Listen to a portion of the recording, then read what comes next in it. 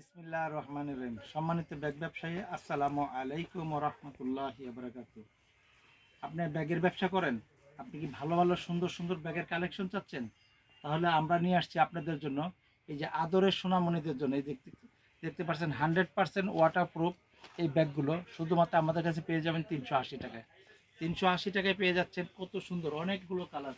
যে এখন আমাদের 6 বান্ডেল ব্যাগ চলে আসে, 6 বান্ডেল, বান্ডেলে বান্ডেলে প্রত্যেকটা মডেলে 3টা 4টা করে কালার হবে।